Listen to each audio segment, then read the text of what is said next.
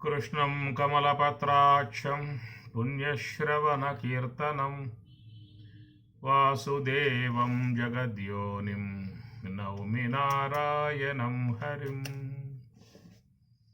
నిత్యాయ నిరవధ్యాయ సత్యానందచిదాత్మనే సర్వాంతరాత్మనే శ్రీమద్ వెంకటేశాయ మంగళం. శ్రీనివాసాయ మంగళం. మదనపల్లిలో 3 రోజులు సాధన సదస్సు కార్యక్రమం చక్కగా జరిగింది. చల్లటి వాతావరణం, మనస్సు కూడా చొచ్చుకుపోయే పరిస్థితి. గంట సేపు కూర్చున్నా అప్పుడే టైం అయిపోయిందా అన్న పరిస్థితి. మనసు కూడా అందరూ బాగా ధ్యానంలో నిమగ్నం అయ్యారు. ఎవరికి ఇబ్బంది లేకుండా వసతులు కూడా ఏర్పడినటువంటి విధానము. కాశీలో మనం చెప్పుకున్నటువంటి సబ్జెక్ట్నే తీసుకోవడం అయింది. ముఖ్యంగా స్కందోపనిషత్తు చక్కటి అంశము. మొదటి శ్లోకం మీద కాశీలో కొన్ని అంశాల మీద చర్చించుకోవడం జరిగింది. మరొక కోణంలో ఇక్కడ మదనపల్లిలో పోవటం జరిగింది. 2 మాటలు మీకు అందిస్తే మేము రాలేకపోయామనే బాధ ఉండదు. అది అచ్యుతోస్మి మహాదేవ తవ కారుణ్యలేశతః విజ్ఞాన ఘన ఏవాస్మి శివోస్మి కిమతః పరం.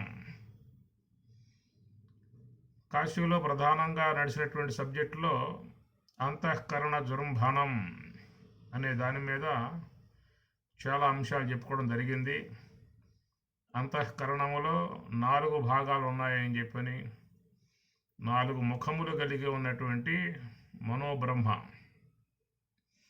ఆ 4 ముఖములలో ఒకటి మనస్సు, మరొకటి బుద్ధి, మరొకటి చిత్తము, మరొకటి అహంకారం. ఈ 4 ముఖములు కలిగి ఉన్నటువంటి చతుర్ముఖ బ్రహ్మ. దాంట్లో అంతఃకరణ జృంభణం అన్న విషయంలో అంతఃకరణంలోని ఒక అంశాన్ని గురించి, మనస్సు యొక్క గమనాన్ని గురించి కొంతవరకు చెప్పుకోవడం జరిగింది. అక్కడ మొత్తం పూర్తి కాలేదు. అట్లా ఇక్కడ మొదటి శ్లోకంలోని అచ్యుతోస్మి అనే అంశం మీద కాశీలో అంతగా మనం ప్రయాణం చేయలేదు. దాన్ని అచ్యుతోస్మి మహాదేవ తవ కారుణ్య లేశతః 2 పదాల మీదే సబ్జెక్టుకు నడిచినటువంటి యొక్క అంశము. అచ్యుతః అస్మి అని చెప్పానంటే అహం బ్రహ్మాస్మి అనేటువంటి అంశం. చ్యుతః అంటే జారిపోయినటువంటి, చ్యుతుడు జారిపోయినటువంటి వాడు. జీవుడు చ్యుతుడు.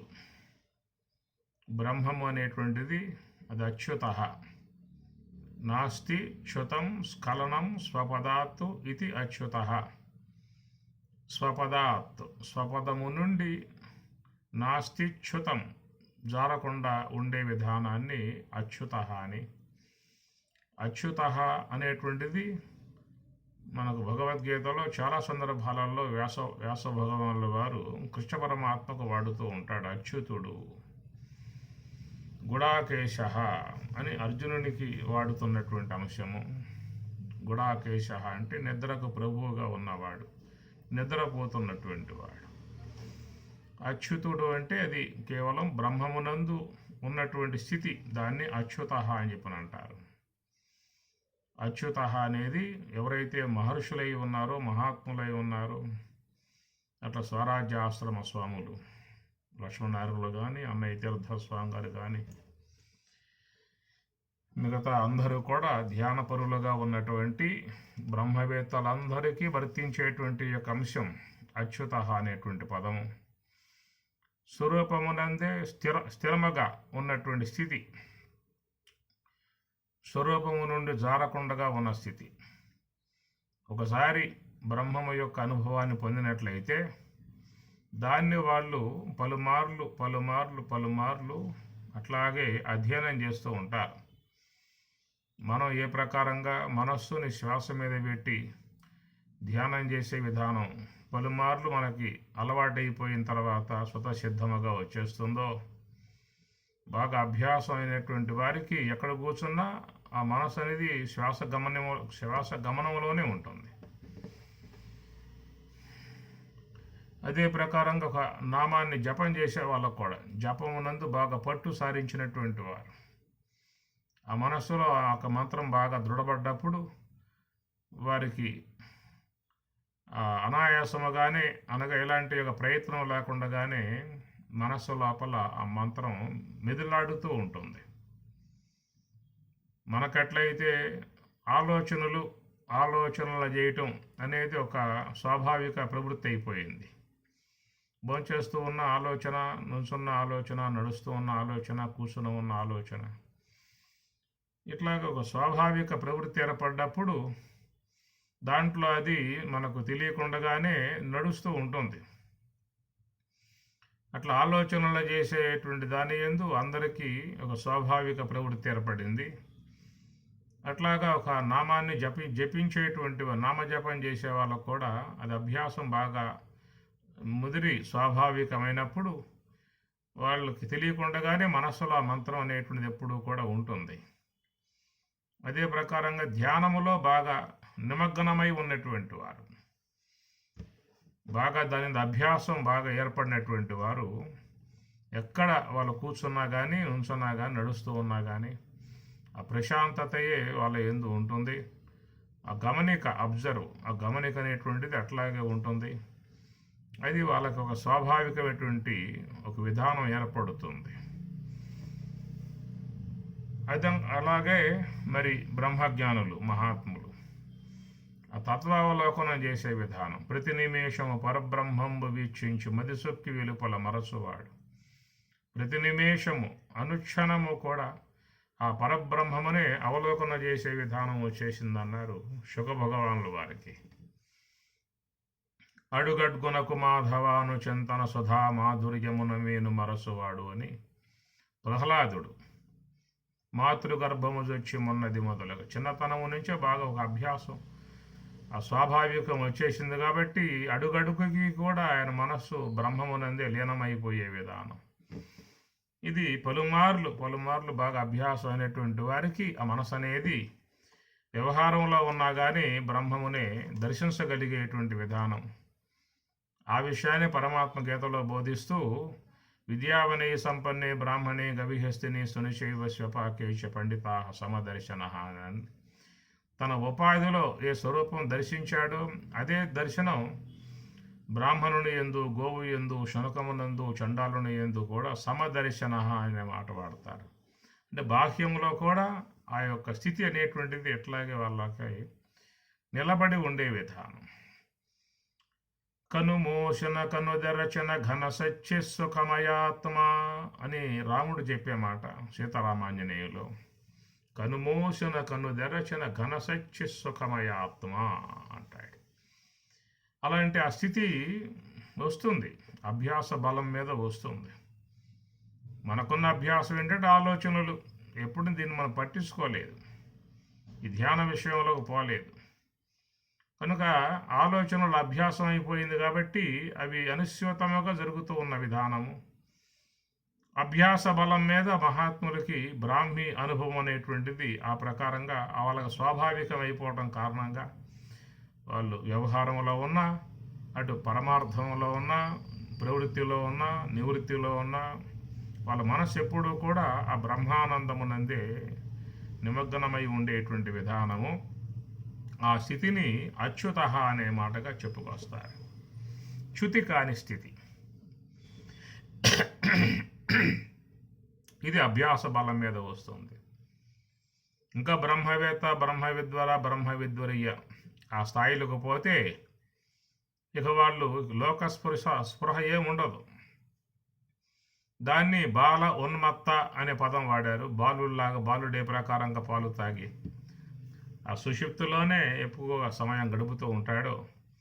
అట్లాగా పరమార్థంలో ఉండిపోయే స్థితి వాళ్ళకి బ్రహ్మ విద్వర బ్రహ్మ విద్వరీయ అని చెప్పని అంటారు. బ్రహ్మము యొక్క అనుభవాన్ని పొందినటువంటి వాళ్ళని చెప్పేటప్పుడు బ్రహ్మవేత్త అన్నారు. బ్రహ్మవేత్త, బ్రహ్మ విద్వర, బ్రహ్మ విద్వరీయ, బ్రహ్మ విద్వరిష్ట అని 4 స్టేటస్లు చెప్పుకొచ్చారు. అది 3వ స్థానానికి పోతే అది అవధూత స్థితి అని చెప్పని అంటారు. అవధూత అన్నారు. శుగ భగవానుల వారు అవధూత స్థాయికి వెళ్ళిపోయాడు. ఈ విధంగా ఆ బ్రహ్మమునందు ఉన్నటువంటి స్థితి, దానిని అహం బ్రహ్మాస్మి అనేది మహావాక్యంగా చెప్పేటువంటి మాట. దానికే మరొక రూపముగా చెప్పినట్లయితే అచ్యుతః అస్మి, అది అహం బ్రహ్మాస్మి, అస్మి అనేటువంటి పదం అయి ఉన్నాను అనగా బ్రహ్మమునై ఉన్నాను అనేది మహావాక్యం. అట్లా అచ్యుతః అనేటువంటిది కూడా ఇది కూడా మహావాక్యమే, అనగా బ్రహ్మమునే అయి ఉన్నాననేటువంటి ఒక మాటగా వచ్చేది అచ్యుతః అస్మి అన్నాడు.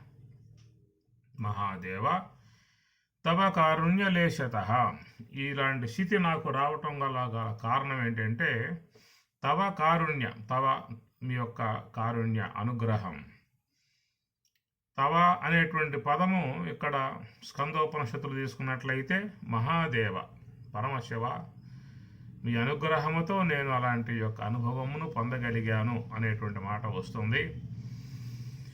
తవ కారుణ్య అన్నప్పుడు మరి దైవము గురుడు ఇద్దరు కూడా అక్కడ వస్తారు. గురువు అనుగ్రహం, ఈశ్వరానుగ్రహము, గురువు అనుగ్రహం. మహాదేవ అంటే ఈశ్వరుడు.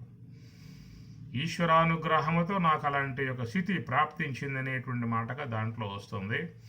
తవ కారుణ్యలేశత, కారుణ్యము అంటే అది గురు కరుణ అన్నారు. దైవానుగ్రహము, గురు కరుణ.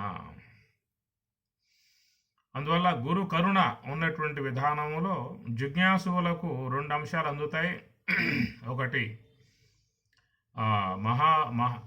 అవాంతర వాక్యముల ద్వారా పరోక్ష జ్ఞానము, రెండవది ఉపదేశం ద్వారా మహావాక్యముల అనుభవం కలిగే విధానం ఏర్పడుతుంది. అవాంతర వాక్యములు, మహావాక్యములు. అవాంతర వాక్యములు గురువు యొక్క ముఖత ఎలువడేటువంటి యొక్క అంశము. ఈ మహావాక్య అనుభవం అనేది సోహము యొక్క అనుభవం ద్వారా వచ్చేటువంటిది మహావాక్యములు. వాటిని మహావాక్యాలు అన్నారు, ఇవి అవాంతర వాక్యాలు అన్నారు. అవగాహన కలగజేయటం గురువు యొక్క అంశంలో చేరి ఉన్నది. అనుభవం కలగజేయటం ఈ మహావాక్యముల ఆశ్రయంలో ఉన్నది. కాబట్టి శాస్త్రం కూడా 2 అంశాలుగా విభజించి చెప్పింది, అవాంతర వాక్యాలు, మహావాక్యములు అని చెప్పని.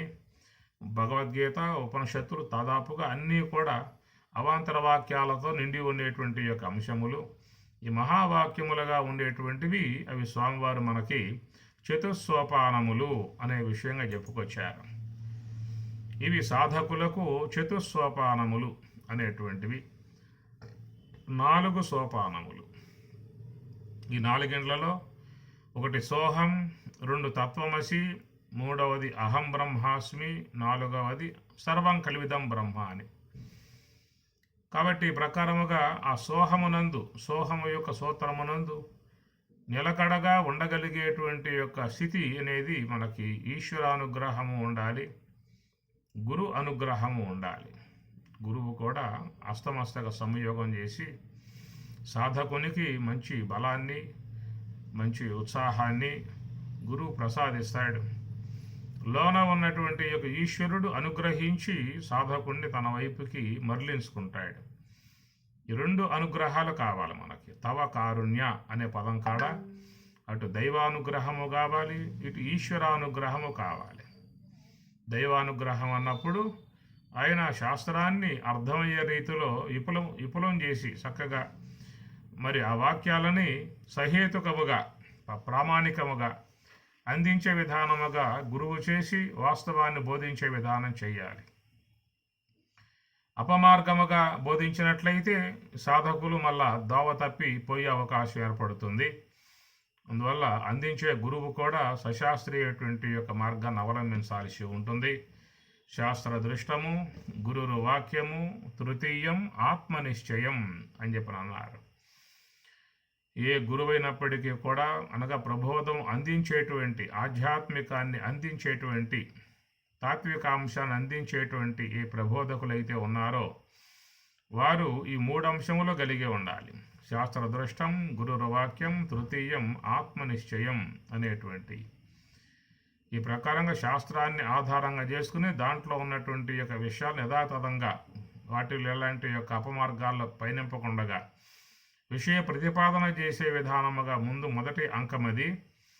ఆ ప్రకారముగా అవగాహన చేసిన తర్వాత మరి అనుభవరూపకంగా పోవటానికై ఉన్నటువంటి యొక్క మార్గం సోహము యొక్క సూత్రాన్ని ఇవ్వటం. అంతవరకు గురువు చేసేటువంటి పని తన బోధ ద్వారా వానికి బ్రహ్మము యొక్క అవగాహన కలగజేసి ఇక బ్రహ్మానుభవాన్ని పొందేటువంటి విధానములో వారికి సోహము యొక్క సూత్రాన్ని అందించినప్పుడు అక్కడి నుంచి ఇక ఈశ్వరుడి యొక్క పని అవుతుంది. మరి ఆ సాధకుణ్ణి ఈశ్వరుడు ఆ ధ్యాన మార్గం నడిపే విధానం ఏర్పడు. మహాకారణ స్థలం ఈశ్వర స్థలం. ఆ హంస యొక్క ఆశ్రయములో ఉన్నటువంటి స్వరూపం ఈశ్వరుడు. హంస శ్వాస అనేటువంటిది ఆ ఈశ్వర సన్నిధి నుంచే అది ఏర్పడి సంచారం చేస్తూ ఉన్నది. కాబట్టి ఈశ్వరుని యొక్క అధీనములో ఉన్నటువంటి యొక్క శ్వాస, దానిని ఆశ్రయించి ఉన్నటువంటి సాధకుడు. ఈశ్వర అధీనములో చేరి ఉన్నటువంటి శ్వాస, దానిని ఆశ్రయించినటువంటి సాధకుడు. అయితే సాధకునికి కూడా ఆ ఈశ్వరుని సన్నిధిలో ఉన్నటువంటి శ్వాసను అందింపజేసింది గురువు. మనకు ఎంతకాలం మనం ఇంద్రియాలతో సంబంధం పడి నానా రకాలై ఉన్న విషయాలలో సంచరిస్తూ ఉన్నటువంటి యొక్క మనకు మరి ఈశ్వర సాన్నిధ్యములో ఉన్నటువంటి శ్వాస సన్నిధికి తీసుకుపోవటం అనేటువంటిది గురు కరుణ అయి ఉన్నది.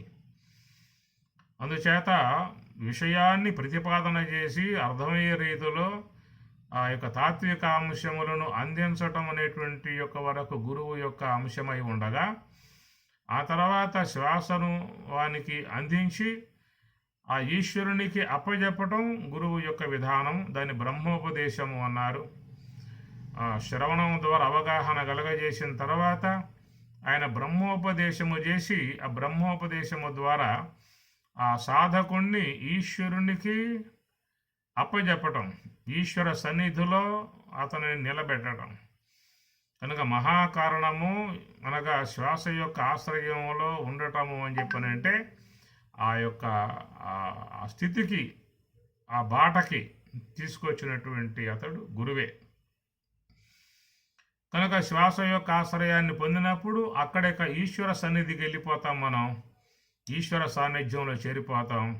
మహాకారణ స్థలాన్ని కూటస్థ అక్షర అన్నారు కాబట్టి అక్కడ ఈశ్వరుడు ఉన్నటువంటి యొక్క స్థలం, అనగా జీవుడు ఉన్నటువంటి స్థలం కారణదేహం, అనగా అగ్ని స్థలం, నేత్ర స్థలం. అవిద్య సంబంధమై ఉన్నటువంటి అజ్ఞానం కారణదేహం యొక్క ఉపాధి కలిగి ఉన్నటువంటి జీవుడు. ఘ్రాణము మహాకారణ స్థలము, అది ఈశ్వరుడు ఉన్నటువంటి స్థలం.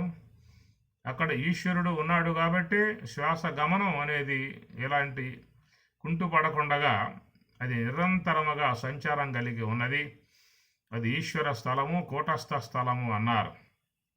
స్థూలదేహం విశ్వడు, సూక్ష్మదేహం తేజస్సుడు, కారణదేహం ప్రాజ్ఞుడు, మహాకారణం కూటస్థుడు. కూటస్థుడు అనేది 4వ అంశములో చేరుతుంది. అది ఈశ్వరుని యొక్క అంశమై ఉన్నది. అక్కడ ఈశ్వరుడు శ్వాసకు అధిష్టానముగా ఉన్నటువంటి వాడు, ప్రాణపతిగా ఉన్నటువంటి వాడు. సమస్త జీవుల్ని రక్షణ భారం వహించి ఆయన కాపాడుతున్నటువంటి విధానం మహాకారణ స్థలం, హంసకు ఆధారముగా ఉన్నటువంటి స్వరూపం ఈశ్వరుడు. కాబట్టి అంటే ఆ ఈశ్వర సన్నిధికి గురువు చేర్చినటువంటి విధానం అది కూడా కారుణ్య లేశత, కారుణ్యములో కరుణలో కరుణ అనేటువంటి దాంట్లో చేరినటువంటి యొక్క అంశమే. ఈ ప్రకారముగా అజ్ఞానాంధకారములో మునిగి ఇంద్రియాలకు దాసుడై, విషయాలకు బానిసయ్యి, రాగద్వేషములు గలవాడి, దేహ వ్యామోహాలలో మునిగిపోయి ఇంత లంపట్లో మునిగిపోయినటువంటి ఒక వాడిని తీసుకువచ్చి తత్వబోధ ద్వారా వాడిని శుద్ధం చేసి మరి వానికి చక్కటి సోహం యొక్క సూత్రం తెలియజేసి ఈశ్వరుడు నెలకొని ఉన్నటువంటి నివాసమై ఉన్నటువంటి స్థలం వైపు తీసుకొచ్చి కూర్చోబెట్టే విధానం అంతా చూసినట్లయితే గురు కారుణ్య అన్నాడు. కారుణ్య లేశత. కాబట్టి ఆ ప్రకారముగా సోహం మొదటి సూత్రంగా ఉన్నటువంటి యొక్క శ్వాస మీద ఉన్నటువంటి విధానము మరి అక్కడ చూసినట్లయితే సాధకుడు చేయాల్సిన పని మనస్సుని కదలికలు లేకుండా నిశ్చలంగా కూర్చోబెట్టే పని వాడు చేసుకోవాల్సి గురువు కేవలం ఆ బాటను అందించడం వరకే, ఆ తర్వాత దానిని శ్రద్ధతో శీలించాల్సింది సాధకుడు. కాబట్టి కనుక మనస్సుని నిశ్చలముగా అనగా దాన్ని మనసా అచలేన అనేటువంటి మాట మనం భగవద్గీతలో స్వామివారు అంటారు. మనసా అచలేన, మనస్సుని అచలముగా నిశ్చలముగా చేసేటువంటి విధానము. మనసా అచలేన భక్తియా యుక్తో యోగ బలేన చైవ భ్రువోర్ మధ్యే ప్రాణం ఆవేశ అని రెండో మాట వస్తుంది. ఎప్పుడైతే మనస్సు అనేది అచలమైందో ఈ శ్వాస అనేటువంటిది కూడా 10 అంగుళములుగా సంచరించేటువంటి శ్వాస తన గమనాన్ని పూర్తిగా తగ్గించుకునే విధానం చేసుకుంటుంది. ఎప్పుడైతే మనస్సు అనేది హంస యొక్క ఆశ్రయానికి వచ్చేసి మనసా అచలేన అది నిశ్చలమైనటువంటి యొక్క స్థాయికి వచ్చేసిందా అని చెప్పనంటే ఇక ఆ శ్వాస కూడా తన గమనాన్ని తగ్గించుకోవటం చేస్తుంది. దాన్నే ఆ శ్లోకంలో ప్రయాణకాలే అనే పదంతో చెప్పుకొచ్చారు. ప్రయాణ కాలం, కాలం అనేది శ్వాసకు అంశం, శ్వాసయే కాలం. శ్వాస ఉంటే కాలం ఉన్నట్లు, శ్వాస ఆగిపోయిందా కాలం తీరిపోయినట్లు. కనుక ఈ కాలం మనలో, కాలం అంతటా ఉన్నది, కాలం సర్వవ్యాపకము అన్నారు. సర్వవ్యాపకముగా ఉన్నటువంటి యొక్క ఆ కాలం మనలో ఈ ఘ్రాణమునందు శ్వాస రూపముగా ఉన్నది. సర్వవ్యాపకమై ఉన్నటువంటి బ్రహ్మం అని చెప్పి అంటూ ఉన్నాం కదా. సర్వం ఏతద్ బ్రహ్మ, బ్రహ్మము అంతటా వ్యాపకమై ఉన్నది అన్నాడు మాండుక్య కారిక మహర్షి, మాండుక్య ఉపనిషత్తు మహర్షి. బ్రహ్మం అంతటా ఉన్నది అన్నాడు. అంతటా ఉన్నటువంటి యొక్క ఆ బ్రహ్మం అయం ఆత్మ బ్రహ్మ, అంతటా వ్యాపకమై ఉన్నటువంటి యొక్క ఆ బ్రహ్మం మనలో సుషుమ్నా యందు ప్రత్యేగాత్మగా ఉన్నది అని అర్థం. అంతటా వ్యాపకమై ఉన్నటువంటి యొక్క బ్రహ్మం మనలో ఉన్నది అని చెప్పాలంటే దానికి అర్థం వల్ల చెప్పుకోవాల్సి ఉంటుంది. దేహం అంతా ఉందా, మరి మనలో ఉందా అని చెప్పాలంటే దేహమంతా ఉన్నది. బ్రహ్మము అంతటా వ్యాపకమై ఉన్నటువంటి దేహం మన దేహమంతా లేదా, దేహమంతా ఉన్నది. మరి అయం ఆత్మ బ్రహ్మ అనే మాటకి ఏం అర్థం వస్తుంది అని చెప్పానంటే దేహం అంతటా ఉన్నప్పటికీ కూడా సుషుమ్నా యందు ఉన్నటువంటి ఆ స్వరూపం మనకి దర్శన యోగ్యంగా ఉందన్నమాట. కనుక బ్రహ్మమును దర్శించాలి అని చెప్పన్నట్లయితే సుషుమ్నా యందు మాత్రమే దర్శించాల్సి ఉంటుంది. మన శరీరం నఖశిఖ పర్యంతం అంతటా వ్యాపకమై ఉన్నది. విశ్వవ్యాపకమై ఉన్నటువంటి బ్రహ్మం మన దేహంలో అంతటా వ్యాపకమై ఉండదా అంటే అంతటా ఉంటుంది. గోవు యొక్క శరీరములో అంతటా పాల భాగం వ్యాపకమై ఉన్నది. పాల కణములు గోవు యొక్క శరీరములో అంతటా వ్యాపకమై ఉన్నాయి. అయినప్పటికీ కూడా ఆ పాలను పొందాలంటే పొదుగు అనే స్థలములో మాత్రమే దాన్ని పొందాల్సి ఉంటుంది. ఇంకా గోవు యొక్క శరీరమంతా కూడా ఆ క్షీర కణములు వ్యాపకమై ఉన్నప్పటికీ కూడా ఆ క్షీరమును పొందాలని చెప్పన్నట్లయితే పొదుగు అనేటువంటి యొక్క భాగములోనే ఆ పాలను మనం పొందాల్సి ఉన్నట్లుగా అట్లా బ్రహ్మం అంతటా వ్యాపకమై ఉన్నది. అంతటా వ్యాపకమై ఉన్న బ్రహ్మం మనకు దేహం అంతటా వ్యాపకమై ఉన్నది. అంతటా వ్యాపకమై ఉన్నప్పటికీ కూడా ఆ స్వరూపం మనకేంటంటే ఆ సుషుమ్నా యందు ప్రత్యేగాత్మ అనే పేరుతో పిలువబడుతూ దర్శన యోగ్యముగా ఉన్నటువంటి విధానం అన్నమాట. ఇప్పుడు ఆ ప్రత్యేగాత్మే మరి అవిద్య ఉపాధిగా ఉన్నటువంటి జీవుని యొక్క అంశంలో కూడా చేరి ఉన్నది. మన కారణదేహముగా చెప్పేటువంటి ఆ నేత్ర స్థలములో దాని కారణదేహము అన్నాము. మరి అవిద్య ఉపాధిగా కలిగి ఉన్నటువంటి యొక్క స్వరూపం మరి జీవుడు అని చెప్పి అంటూ ఉన్నాం. మరి అక్కడ కూడా దాంట్లో కూడా చేతన తత్వం ఉన్నది. జీవుడు అని చెప్పి అన్నప్పుడు ఆడ అవిద్య యందు బ్రహ్మము యొక్క ఆభాస, అవిద్య ఉపాధి వరకు వ్యాపకమై ఉన్నటువంటి బ్రహ్మము యొక్క చేతనం, వీటిని చేర్చి ఇక్కడ జీవుడు అనే విషయంగా చెప్తారు. కనుక జీవుని యందు ప్రత్యేగాత్మ లేదా అంటే బ్రహ్మము ఉన్నది, అక్కడ కూడా చేతనం ఉన్నది, అక్కడ జీవభావముగా కలిగి ఉన్నటువంటి విధానం. అయితే ఆ చేతనమే సుషుమ్నా యందు శుద్ధత కలిగి ఉందన్నమాట. అక్కడ ఏంటంటే అక్కడ అవిద్య లేదు, సుషుమ్నా యందు అవిద్య లేదు.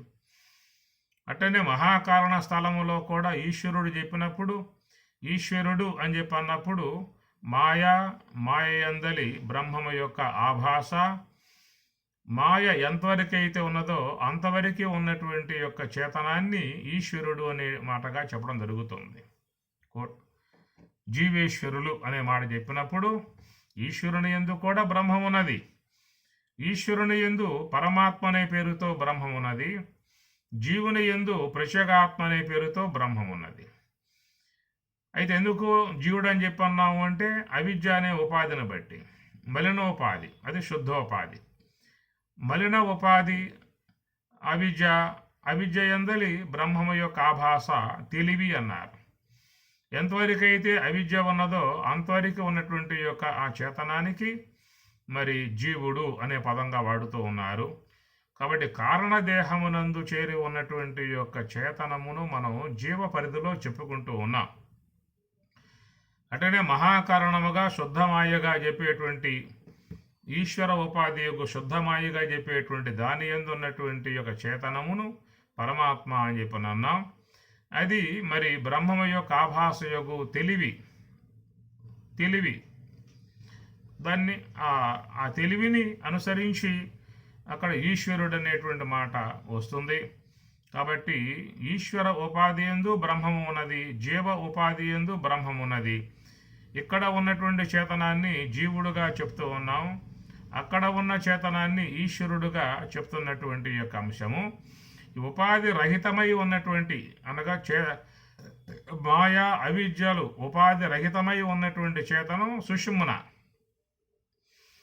ఆ సుషుమ్నాలో ఉన్నటువంటి చేతనం శుద్ధ చేతనము. అక్కడ ఎలాంటి విధానం కూడా చేరవు. సుషుమ్నకు యువతల దశలో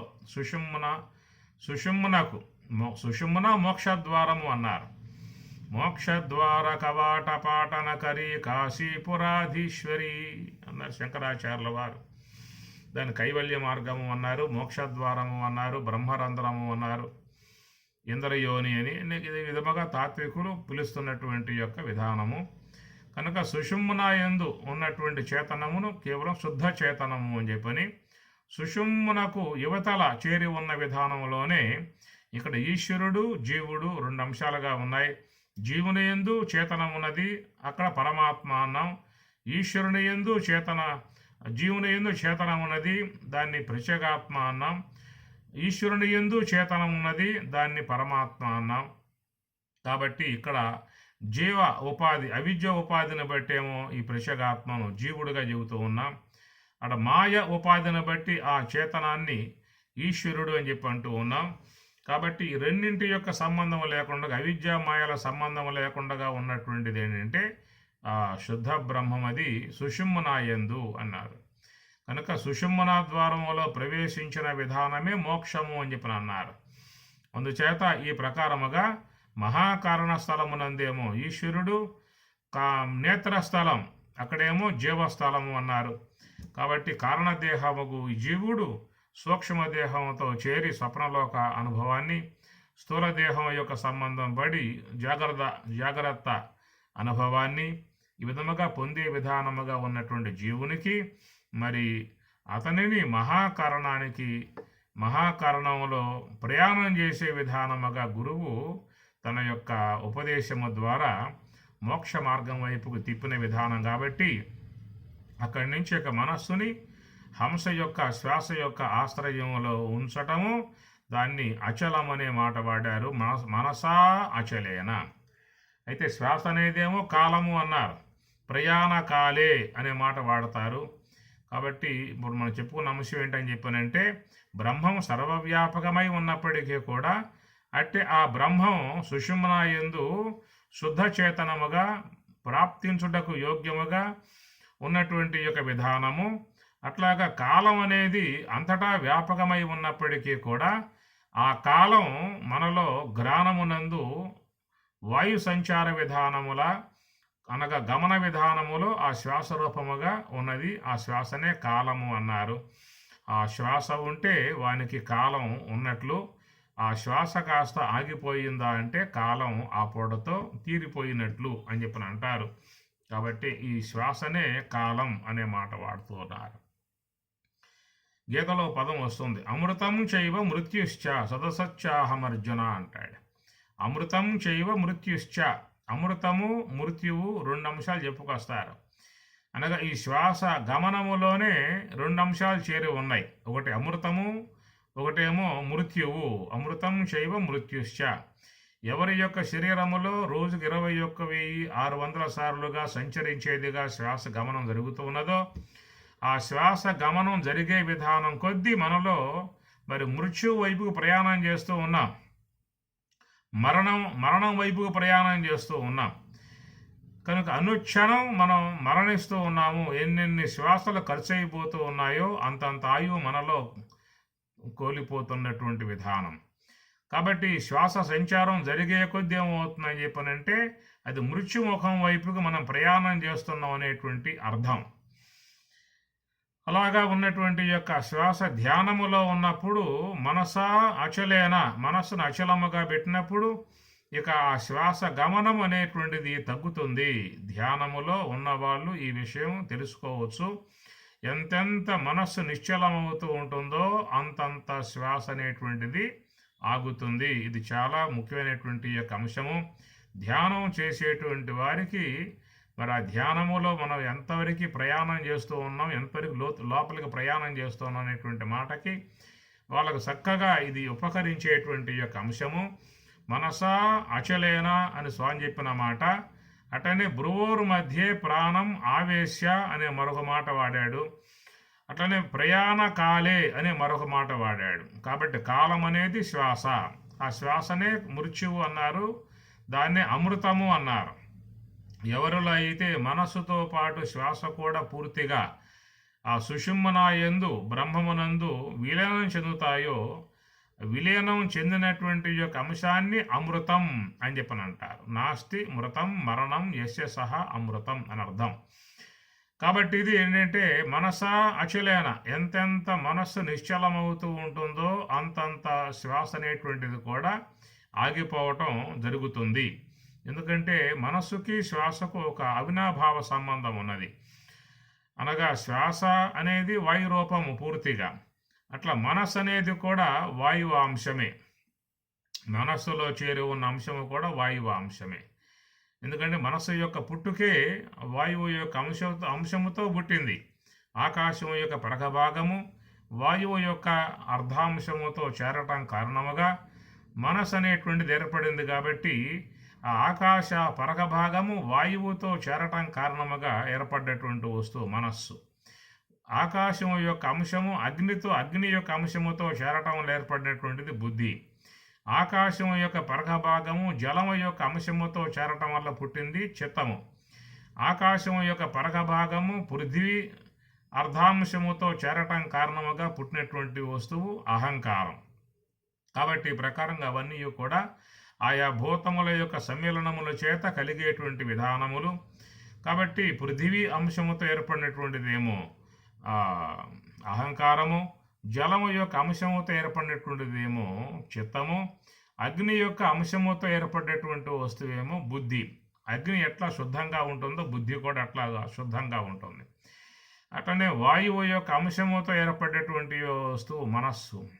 ఎట్లా వాయువు సంచారం కలిగి ఎప్పుడూ కూడా మరి ఇది గమనం చేస్తూ ఉంటుందో అట్లాగా ఈ మనసు అనేది కూడా ఎప్పుడు సంచారం చేసే విధానంగా పోతూ ఉంటుంది. కాబట్టి మనస్సు వాయువాంశము అన్నారు.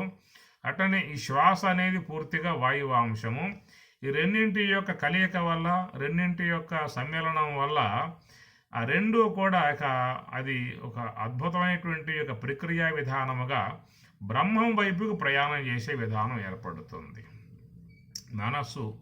మనసా అచలేన, నువ్వు గనక మనస్సు నిశ్చలం చేయగలిగితే ఆ తర్వాత శ్వాస అనేటువంటిది కూడా బ్రహ్మం వైపుకి ప్రయాణం చేసే విధానం ఏర్పడుతుంది. ఈ విషయం కూడా మదనపల్లిలో చెప్పుకుంటూ ఉన్నప్పుడు ఒక సందర్భం వచ్చింది. ఏమిటంటే, ఈ మనస్సుని అచలముగా నిశ్చలముగా చేయటం అనేటువంటిదేమో మన బాధ్యత. ఆ శ్వాస అనే దాన్ని పూర్తిగా తగ్గించి లేకుండా చేసేది ఈశ్వరుని యొక్క అంశము. ఎందుకంటే మనసు అనేది నిశ్చలం చేసే విధానంలో నీ బాధ్యత అయి ఉన్నది. శ్వాసను పూర్తిగా దాన్ని ఆపే విధానం అది ఈశ్వరుని యొక్క సన్నిధిలో చేరి ఉన్న అంశము. ఎందుకంటే శ్వాస అనేటువంటిది ఈశ్వర అధీనములో ఉన్నది, ఆయన యొక్క ఆశ్రయంలో ఉండి సంచారం చేస్తూ ఉన్నది. కాబట్టి జీవ పరిధిలో ఆ శ్వాస లేదు, ఈశ్వర పరిధిలో ఉన్నది. కాబట్టి ఈశ్వరుని యొక్క పరిధిలో ఉన్నటువంటి యొక్క అంశము. కాబట్టి ఒకవేళ ఈ జీవుడు సుషుప్తిలో విశ్రమించినా కానీ ఆ శ్వాస మాత్రం ఎప్పుడూ కూడా ఆడుతూ ఉన్నది. కనుక శరీరంలో ఉన్నటువంటి యొక్క అన్ని భాగాలు కూడా పనిచేయాలని చెప్పి అన్నట్లయితే మరి అవన్నీ కూడా ఈశ్వరుడు శ్వాసతో ముడివేసినటువంటి విధానం. కాబట్టి ఆ శ్వాస గమనం మరి జరగటం కారణముగా రాత్రి పగలు అన్ని వేళలా కూడా దేహంలో ఉన్న భాగాలు పనిచేస్తూ ఉన్నాయి. ఈ ప్రకారముగా ఆ శ్వాస అనేటువంటిది ఈశ్వరుని యొక్క అధీనంలో ఉండటం కారణముగా ఆ శ్వాసను ఆపటము అనేటువంటిదేమో అది ఈశ్వర పరిధిలో చేరి ఉన్న అంశము. మనస్సును ఆపటము అనేటువంటిదేమో మన పరిధిలో చేరి ఉన్న అంశము. కాబట్టి ఇక్కడ ఒక అద్భుతమైనటువంటి ఒక సన్నివేశం ఇది. ధ్యాన పరులకు, ధ్యానం చేసేటువంటి వారికి బ్రహ్మము యొక్క అనుభవాన్ని పొందాలని అపేక్ష కలిగి ఉన్నటువంటి విధానములో బ్రహ్మము అనేటువంటిది చాలా అది సుదూరములో ఉన్నటువంటి అంశం. అది బ్రహ్మం అనేటువంటిది చాలా సుదూరము అన్నారు, అది చాలా నిగూఢము అన్నారు, గహ్వరము అన్నారు, గహనము అనే పదాలు వాడతాడు కఠోపనిషత్తులో. తం దుర్దర్శం, తం అంటే ఆ బ్రహ్మమును దుర్దర్శం చూచుటకు దుర్దర్శం అంటాడు. తం దుర్దర్శం గూఢం అనుప్రవిష్టం గుహాహితం గహ్వరేష్టం, ఇన్ని పదాలు వాడతాడు బ్రహ్మం యొక్క విషయంలో కఠోపనిషత్తులో. తర్వాత ఏమంటాడంటే అధ్యాత్మ యోగాదిగమ్యేన దేవం మత్వా ధీర హర్షశోకౌ జహాతి. అధ్యాత్మ యోగాదిగం, ఒక అధ్యాత్మ సంబంధమై ఉన్నటువంటి శ్వాస యొక్క ఆశ్రయం, అది అధ్యాత్మ యోగం అన్నారు. అధ్యాత్మ యోగం ద్వారా మత్వా ధీర, ధీరుడగు వాడు మత్వా తెలుసుకుని హర్షశోకౌ జహాతి, అట్టివాడు ఈ శోకమోహాల నుంచి బయటపడుతున్నాడు అని చెప్పిన మాటలు చాలా అందముగా గొప్పగా వచ్చేటువంటి విషయాలు. కాబట్టి ఈ ప్రకారముగా అక్కడ శ్లోకంలో కూడా మనస అచలేన ప్రయాణ కాలే రెండు పదాలు వాడబడుతున్నాయి. మనస్సుని నిశ్చలముగా చేయటం అనేటువంటిది అది మన యొక్క పరిధిలో చేరి ఉన్న అంశము. ప్రయాణ కాలే, కాలం అంటే శ్వాసగా గమనించండి, ఆ శ్వాసయే కాలము అన్నారు. ఎందుకంటే ప్రతి అనుక్షణం మన దేహాన్ని మార్పు చేస్తూ ఉన్నది, మన ఆయువును తగ్గిస్తూ ఉన్నది, మన గమనాన్ని మృత్యు వైపుకు తీసుకుపోతూ ఉన్నది. ఎన్ని శ్వాసలు ఆడుతూ ఉంటాయో అంతంత మన యొక్క ఆయువు తరిగిపోయే విధానం. కాబట్టి ఆ శ్వాసనే మృత్యు అని చెప్పి అన్నారు కనుక ప్రతి కాలము అన్నారు. ఆ కాల గమనం కలిగి ఉన్నటువంటి యొక్క శ్వాస యొక్క మాటలను చెబుతూ ఆ ప్రయాణ కాలే అని చెప్పని అన్నారు. ప్రయాణము అని చెప్పనంటే లోపల సుషుమ్న నుండి పుట్టి వచ్చేటువంటి శ్వాస. సుషుమ్న అనగా పరమాత్మ ఉన్నటువంటి స్థలం. ఆ సుషుమ్న నుండి ఆ శ్వాస పుట్టి బయటికి వస్తూ ఉన్నది. ఇది మనకు శాస్త్రంలో అందేటువంటి యొక్క మాట. సుషుమ్న ద్వారం, దాన్ని మోక్ష ద్వారముగా చెప్పుకొచ్చారు, బ్రహ్మరంధ్రము అన్నారు. ఆ సుషుమ్న నుండి పుట్టి వస్తున్నటువంటి శ్వాస, ఆ సుషుమ్న ద్వారం అనేటువంటి యొక్క ఆ సందర్భాన్ని ఉత్తర గీతలో పరమాత్మ వాడుతూ తం పార్థ ఈశ్వరం అంటాడు. అది ఈశ్వర స్థలము అన్నాడు. శ్వాస ఎక్కడైతే సుషుమ్న ద్వారం వద్ద పుట్టి బయటికి వస్తూ ఉన్నదో ఆ పుట్టి బయటికి వచ్చేటువంటి యొక్క ఆ ద్వార భాగాన్ని ఉత్తర గీతలో పరమాత్మ చెబుతూ తం పార్థ ఈశ్వరం అన్నాడు.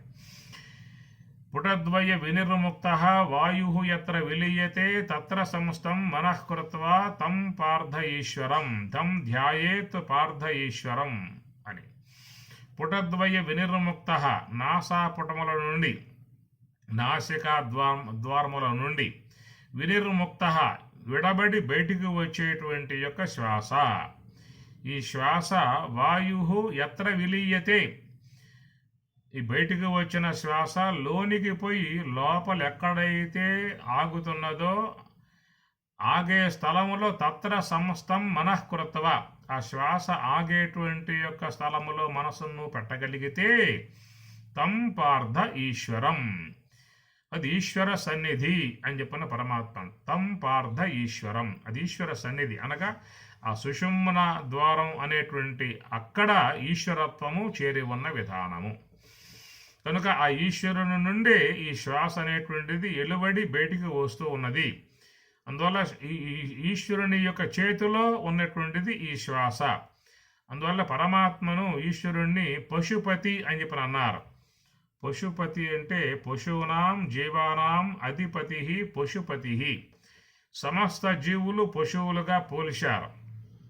అట్టి ఆ యొక్క దేహం అనే పశువులకు ముకుత్రాడుగా వేయబడ్డటువంటిది ఈ శ్వాస. మనం చూస్తూ ఉంటాం లోకంలో పశువులకు ముకుత్రాడు వేస్తారు, అది పట్టి వాళ్ళు దాన్ని నడుపుతూ ఉంటారు. అట్లాగా ఈ దేహం అనేటువంటి యొక్క పశువుకు కూడా ఉన్నటువంటి ముకుత్రాడు శ్వాస అని చెప్పని, ఆ శ్వాసను పట్టుకొని ఉన్నటువంటి ఈశ్వరుడు ఆయన ఉన్న స్థలం ఎక్కడ అంటే వాయు ఎత్ర విలీయతే, ఎక్కడైతే శ్వాస పూర్తిగా ఆగిపోయే పరిస్థితి ఏర్పడుతుందో దానిని తం పార్థ ఈశ్వరం తత్ర సంస్థం మనఃకృత్వ అని చాలా గొప్పగా వాడే పదం ఇది. ఆ స్థలములో మనస్సును పెట్టమనేటువంటి యొక్క మాట సులభముగా చెప్పే అంశమే కానీ ఆ స్థలంలో మనసును పెట్టగలిగేటువంటి యొక్క విధానం ఎంతో సాధనా బలము, ఎంతో అనుభవము ఉన్నటువంటి వారికి మాత్రమే సాధ్యమయ్యేటువంటి అంశం. అది ఏ రమణ భగవానుడో, ఏ పరమహంసో, ఏ యాజ్ఞవల్కో, వశిష్ఠుడో, ఇలాంటి మరి ఆ కోవకు చేరినటువంటి చిన్మయానంద కానీ దయానంద స్వామి వారు కానీ ఈ కాలంలో చెప్పుకునేటువంటి మహాత్మ ఒక గొప్ప స్థాయికి చేరుకున్నటువంటి వారి యొక్క దృక్పథమై ఉన్నటువంటి యొక్క అంశం అది. సాధన ఒక పరిపక్వ దశకు చేరినటువంటి యొక్క విధానము. మరి ఆ శ్వాస అనేటువంటిది ఎప్పుడైతే అక్కడ పూర్తిగా వాయు ఎత్ర విలీయతే అనే పదం వాడతాడు.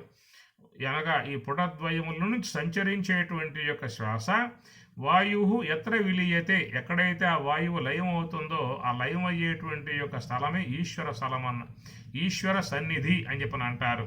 కాబట్టి ఆ శ్వాస ఈశ్వరుని యొక్క అధీనములో చేరి ఉన్నటువంటి యొక్క అంశము. ఆయన చేతిలో ఉండటం కారణముగానే నిరంతరంగా సంచారం కలిగినటువంటి యొక్క విధానము. కాబట్టి ఇది పశుపతి అనగా ఆ అంశాన్ని పశుపతిగా చెబుతున్నటువంటి అంశము.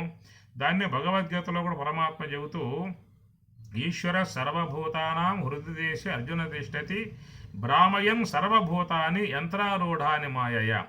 భ్రామయం సర్వభూతాని, సమస్త జీవుల హృదయంలో సర్వేశ్వరుడు ఉండి ఆయన ఈ శ్వాస అనేటువంటి యొక్క దాన్ని పట్టుకొని యంత్రారూఢాని మాయయ, సమస్త జీవుల్ని కూడా ఆయన నడిపిస్తున్నాడు అని చెప్పి అన్నారు.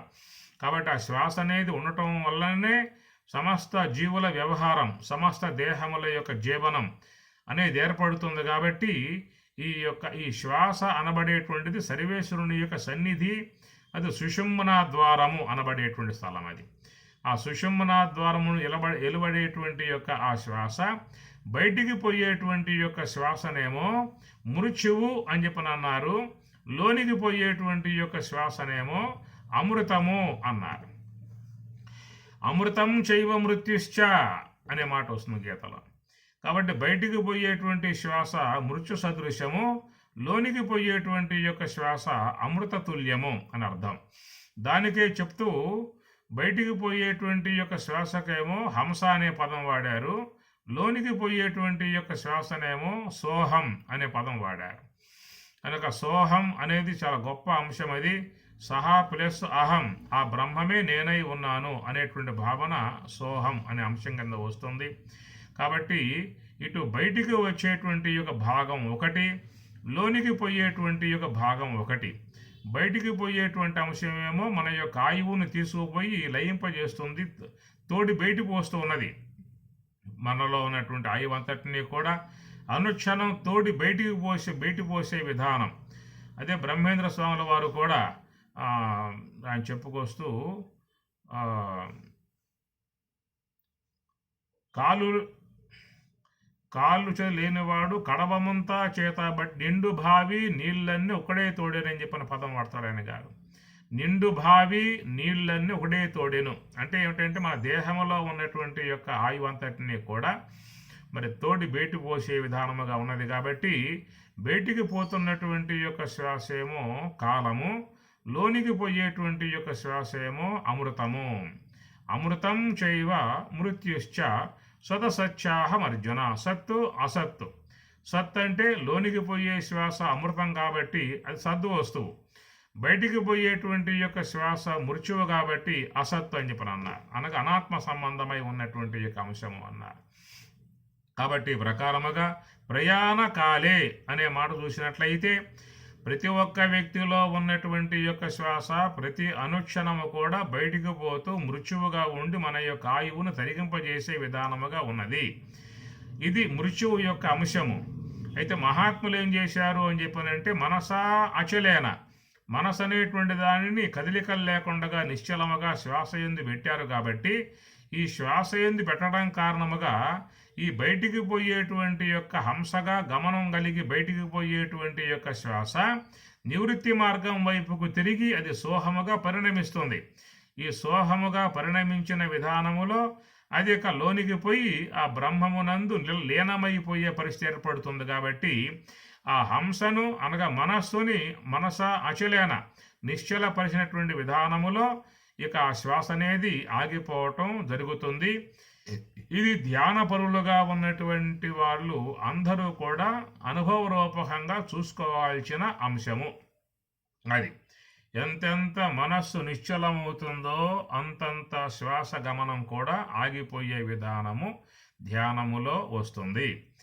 కనుక దశ అంగుళములుగా సంచరించేటువంటి యొక్క శ్వాస గమనం తగ్గటం అని చెప్పనంటే మనసా అచలేన. ఎంతెంత మనస్సు నిశ్చలమవుతుందో, ఎంతెంత మనస్సు అంతర్ముఖమవుతుందో, ఎంతెంత ఈ మనస్సు తన వృత్తుల నుంచి బయటపడుతుందో, తనకున్నటువంటి యొక్క 3 వృత్తులు మనసులో చేరి ఉన్నటువంటివి.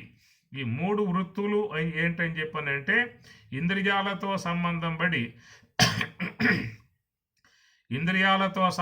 బడి విషయాలని ఆస్వాదించటం ఒక వృత్తి అయితే, సూక్ష్మ దేహములో చేరి ఉన్న సంస్కారములు ముద్రలు, ఆ సంస్కారాలని తీసుకుని ఆలోచన విధానముగా చేసేది మరొక వృత్తి అయితే, కారణదేహములో ఉన్నటువంటి అజ్ఞానముతో మిళితమై అది సుషుప్తికి వెళ్ళిపోయేటువంటి ఒక వృత్తి అన్నమాట. నిద్రా వృత్తి అని చెప్పని అన్నారు.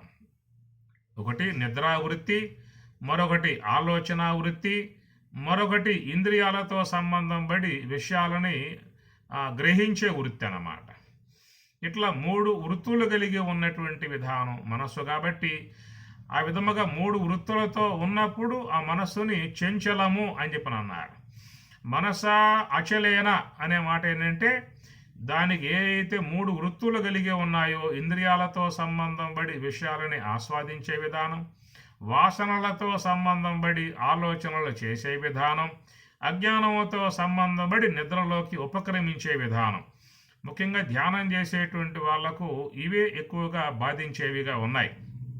అనగా ధ్యానములో ఉన్నప్పుడు శ్వాస గమనములో ఉండకుండగా ఏమరపాటు ఏర్పడిందా అంటే, ఎవరైతే దాని యొక్క నిఘాలో మాత్రమే ఉంటారో ఆ నిఘాలో ఉన్నటువంటి దానిని జాగ్రత్త అన్నారు. ఆ నిఘా తప్పిందా అని చెప్పనంటే దాన్ని జాగ్రత్తలో స్వప్నము అన్నారు. అనగా ఆలోచనల్లోకి వెళ్ళిపోవటం. అటనే ఆ నిఘా తప్పినప్పుడు జాగ్రత్తలో సుషుప్తి అన్నారు. అనగా ధ్యానములో నిద్రకి వెళ్ళిపోతారు కొంతమంది. నిద్రకి వెళ్ళిపోవటం వల్ల వాళ్ళకి తెలియకుండా పోయే పరిస్థితి ఏర్పడుతుంది. ఇట్లాగా మనసు అనేది మనం ఏ యొక్క లక్ష్యం నందు పెట్టామో, శ్వాస ఎందు పెట్టామో, ఆ శ్వాస గమనమును మాత్రమే వీక్షించగలిగేటువంటి యొక్క విధానము వ్యక్తిలో ముఖ్యంగా కలిగి ఉండాలి. ఆ గమనం తప్పిందా అని చెప్పనంటే తనకు ఏ యొక్క వృత్తులు 3 వృత్తులు కలిగి ఉన్నదో ఏదో ఒక వృత్తిలో చేరిపోయి ఉంటుంది.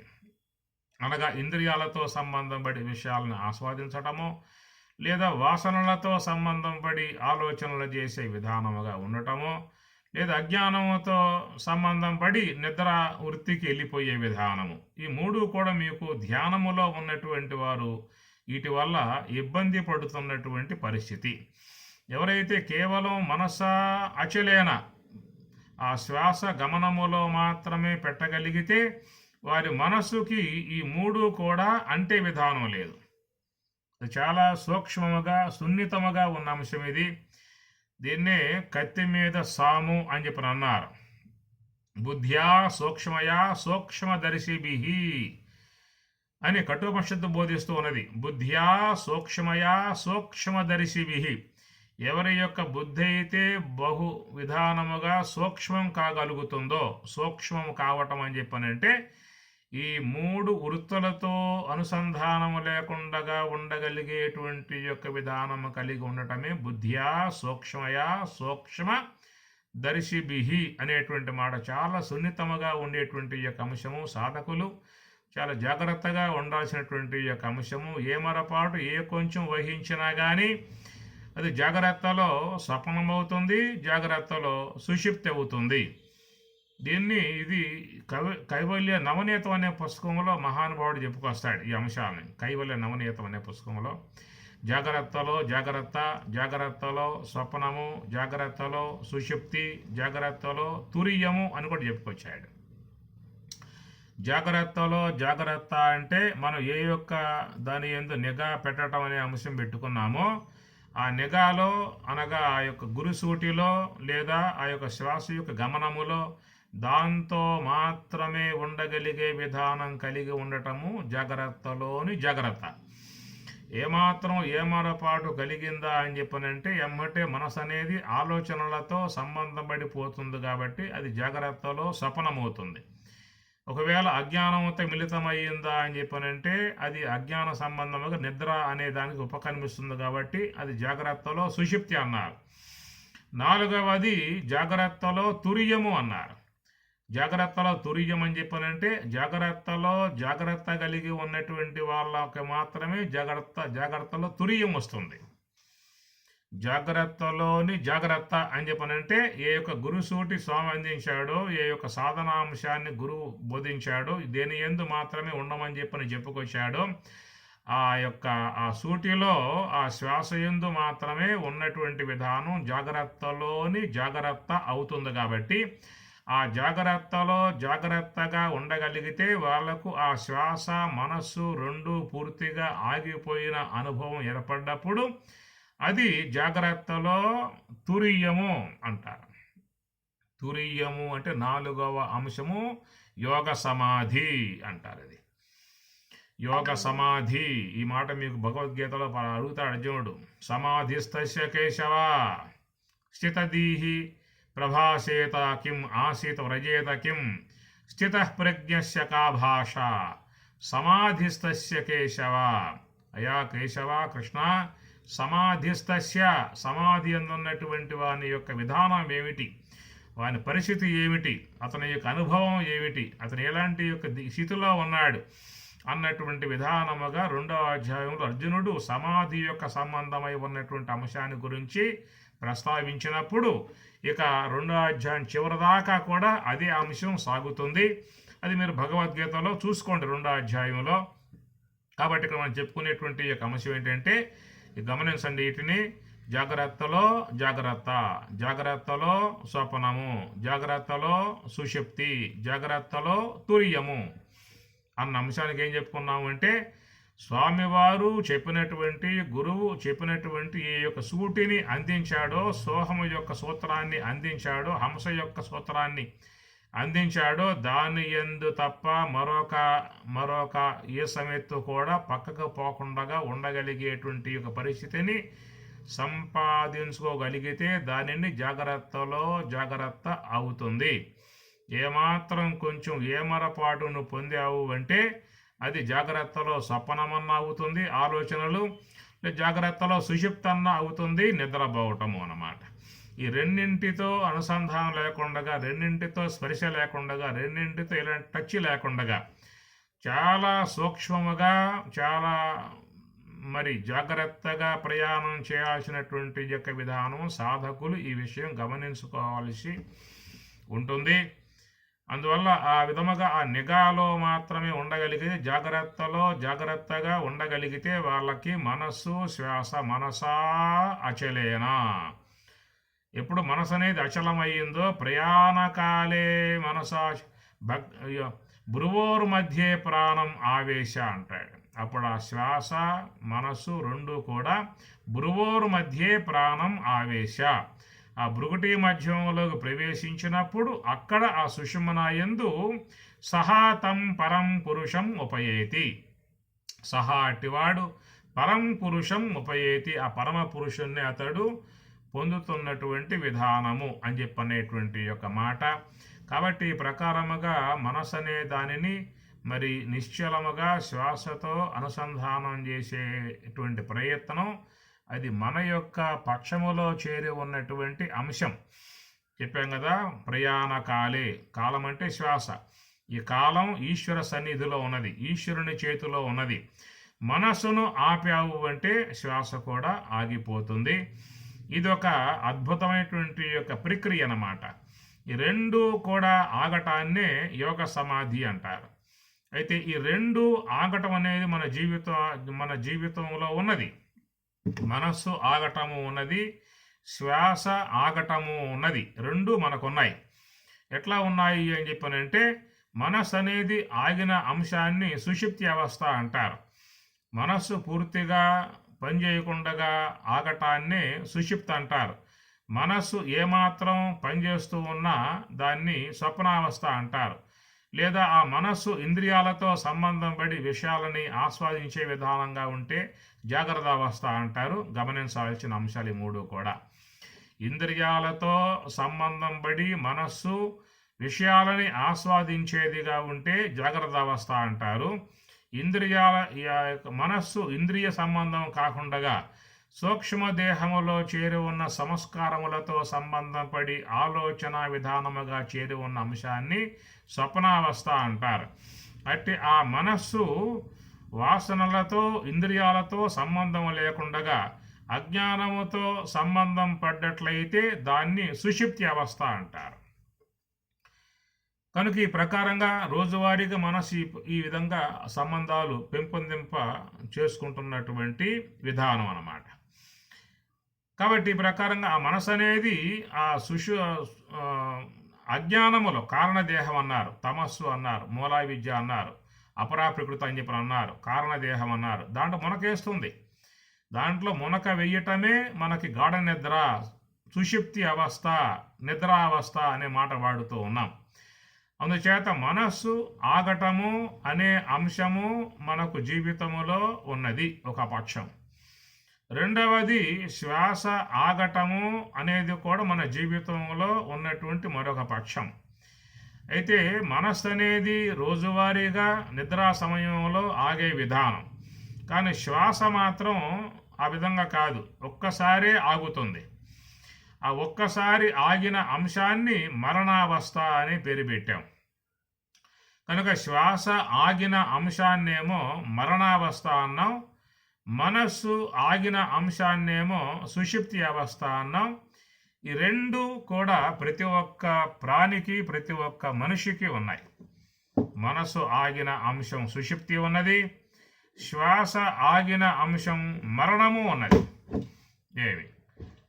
దాన్ని మరణము అన్నారు, శ్వాస ఆగిపోతే మరణం అన్నారు. ఈ రెండు ఉన్నాయి ప్రతి ఒక్క వ్యక్తికి.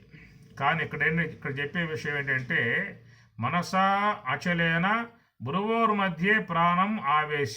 ఇక్కడ చెప్పే మాట మనస్సు ఆగటము, ప్రాణము భృగుటి మధ్యంలో ప్రవేశించటము అన్న మాటకి పరమాత్మ ఇక్కడ సహా తం పరం పురుషం ఉపయేతి, అట్టివాడు ఆ పరమ పురుషుణ్ణి పొందుతూ ఉన్నాడు, బ్రహ్మమును పొందుతున్నాడు అని చెప్పనే మాటగా చెప్పినటువంటి అంశము.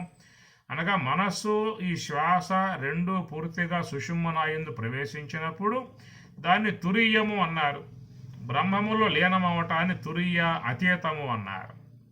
కాబట్టి ఇక్కడ ఈ తురీయ అతీతం అనేటువంటి యొక్క అంశము ఈ 4వ కోటికి చేరి ఉన్నటువంటి యొక్క అంశము. ఇది కేవలం ఒక ధ్యాన పరులు యోగ పరులు మాత్రమే ఆ అనుభవాన్ని పొందగలిగే అంశము. కాబట్టి ఈ మనస్సు శ్వాస రెండు పూర్తిగా ఆగిపోతే దాన్ని యోగ సమాధి అంటారు. కేవలం మనస్సు మాత్రమే ఆగితే దాన్ని సుషుప్తి అవస్థ అంటారు. కేవలం శ్వాస మాత్రమే ఆగితే దాన్ని మరణావస్థ అన్నారు. కనుక ఈ రెండు కూడా అవస్థలు. రెండు కలిసి ఆగినటువంటి దాన్ని అవస్థ అని చెప్పి అనరు, దాన్ని స్థితి అని చెప్పి అన్నారు. అనగా మనస్సు శ్వాస రెండు కలిసి ఆగిన అంశాన్ని అది యోగ సమాధి తురీయము అని చెప్పి అన్నారు. దాన్ని అవస్థ అని చెప్పి అనరు, దాన్ని సుషిప్త దాన్ని స్థితి అని చెప్పి అన్నారు. ఏషా బ్రాహ్మీ స్థితి పార్థ అని పరమాత్మ అంటాడు. అది బ్రాహ్మీ సంబంధ స్థితి, దాన్ని అవస్థగా చెప్పకూడదు. అజ్ఞానం యొక్క అంశముగా ఏర్పడేటువంటి మనస్సు అనేటువంటి యొక్క వస్తువు పూర్తి అజ్ఞానంలో లీనం కావటాన్ని సుషుప్తి అవస్థ అంటారు తప్ప దాన్ని స్థితి అని చెప్పి అనరు. అట్లనే పూర్తిగా ప్రారంధం అయిపోయిన తర్వాత ఏ శ్వాస అయితే ఆగిపోతుందో, శ్వాస ఆగిపోవటం వల్ల వచ్చేటువంటి ఏ మరణ సంబంధమై ఉన్న అంశమై ఉన్నదో, అంటే మరణ సంబంధమై ఉన్నటువంటి యొక్క అంశాన్ని కూడా స్థితి అని చెప్పి అనరు, అది అవస్థ. ఇవన్నీ కూడా అజ్ఞానంలో సాగుతున్న అంశాలు కాబట్టి అవస్థలాగా చెప్పుకొచ్చారు. అవస్థలన్నీ కూడా అజ్ఞాన సంబంధం. మన జీవితంలో పొందే అవస్థలన్నీ కూడా అజ్ఞాన సంబంధమే. కాబట్టి అటు సుషుప్తిని పొందిన అవస్థే, మరణాన్ని పొందిన అవస్థే. కాబట్టి మరణ అవస్థ అన్నారు, సుషుప్తి అవస్థ అన్నారు. మనస్సు ఆగటాన్ని సుషుప్తి అవస్థ అన్నారు, శ్వాస ఆగటాన్ని మరణ అవస్థ అన్నారు. నువ్వు ధ్యానములో గురువు గారి యొక్క మహాత్ముల యొక్క మాటను గౌరవంగా తీసుకుని దాన్ని ఒక పూజ్యభావంగా తీసుకుని నీవు నీ మనస్సుని శ్వాసతో జోడించావు. కాబట్టి ఆ రెండింటినీ కూడా జోడించినటువంటి యొక్క విధానం అదొక అరుదైనటువంటి యొక్క సన్నివేశం. అనగా లోకంలో ఎవడో కూడా ఈ పని చేయరో. ఆ మనస్సుని శ్వాసతో జోడించేటువంటి యొక్క పని లోకంలో ఎవరికి కూడా తెలిసి ఉన్న అంశము కాదు. అది కేవలం గురువులు చెప్పినటువంటి యొక్క విధానం నుంచి ఏర్పడేటువంటి యొక్క అంశము. అందుచేత ఆ శ్వాసను మనస్సును రెండు కూడా ఏకం చేయటం కారణంగా ఏమవుతుందని చెప్పనంటే, మనస అచలేన, మనస్సు కదలకుండా ఉండే విధానం నువ్వు శ్వాసతో పెట్టడం వల్ల ఏర్పడింది. ఆ తర్వాత ఆ శ్వాస పూర్తిగా ఆగిపోయే విధానమేమో అది ఈశ్వరుని యొక్క సన్నిధిలో చేరి ఉన్న అంశము. మరొక మాట చెప్పాల్సి వస్తే, మనస్సు నిశ్చలముగా ఉంచే విధానము జీవుడు, శ్వాస పూర్తిగా ఆగిపోయే విధానముగా చేసే విధానం ఈశ్వరుడు. కనుక జీవుడు పని జీవుడు చేస్తే ఈశ్వరుని యొక్క పని ఈశ్వరుడు చేస్తాడు. మనసును నిశ్చలముగా ఉండే పని నువ్వు చేయగలిగితే ఆ తర్వాత శ్వాస పూర్తిగా ఆగిపోయి బ్రహ్మములో లీనమయ్యేటువంటి యొక్క పని ఈశ్వరుడు చేస్తాడు. అందులో పరమాత్మ అంటూ ఉన్నాడు, దదామి బుద్ధి యోగం తం ఏనమాం ఉపయాంతితే. దదామి, నేను ప్రసాదిస్తున్నాను అన్నాడు. బుద్ధి యోగం, జ్ఞానయోగాన్ని ప్రసాదిస్తున్నాను అన్నాడు. ఏన మాం ఉపయాంతితే, ఏన దేని చేత మాం నన్ను అనగా బ్రహ్మమును ఉపయాంతి పొందగలవో, బ్రహ్మము యొక్క అనుభవమును పొందగలవో, అట్టి ఆ బ్రహ్మానుభవమును పొందింపజేయగలిగేటువంటి యొక్క జ్ఞానయోగం బుద్ధియోగం దదామి ఇస్తున్నాను అని చెప్పని అంటాడు. అది ఎవరికి ఇస్తాడయ్యా అని చెప్పనంటే, భజతాం ప్రీతిపూర్వకం, ఎవరైతే మనస్సుని హంస యొక్క ఆశ్రయంలో పెట్టి భగవంతుణ్ణి సేవిస్తారో అలాంటి వారికి ఈశ్వరుడు బుద్ధి యోగాన్ని బ్రహ్మయోగాన్ని ప్రసాదించే విధానము అని చెప్పని. కాబట్టి ఇక్కడ యోగ సమాధి యొక్క అంశంలో మనం చెప్పుకున్న విధానములో ఈ శ్వాస మనస్సు రెండు పూర్తిగా ఆగిపోయిన అంశము అది యోగ సమాధిగా గ్రహించండి. కేవలం శ్వాస ఆగిపోయే అంశము వస్తుంది, దాన్ని మరణావస్థ అన్నారు. కేవలం శ్వాస ఆగిపోయే అంశము వస్తుంది, దాన్ని సుషుప్తి అవస్థ అని చెప్పని అంటారు. రెండు కలిసి ఆగిపోయే అంశము గురువు మనకిచ్చినటువంటి యొక్క యోగ సాధన సంబంధ అంశం ఇది.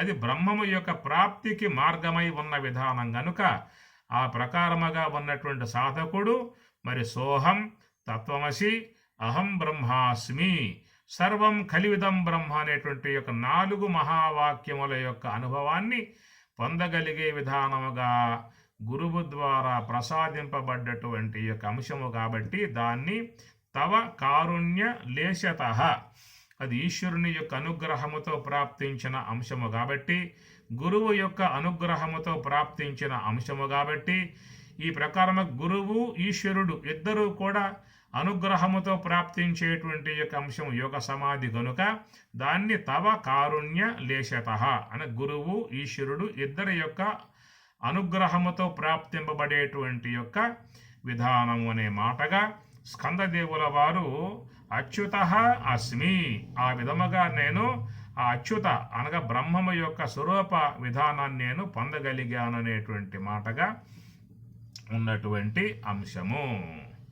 ఓం సహనా భవతు సహనౌ భునక్తు సహ వీర్యం కరవావహై తేజస్వినావధీతమస్తు మా విద్విషావహై.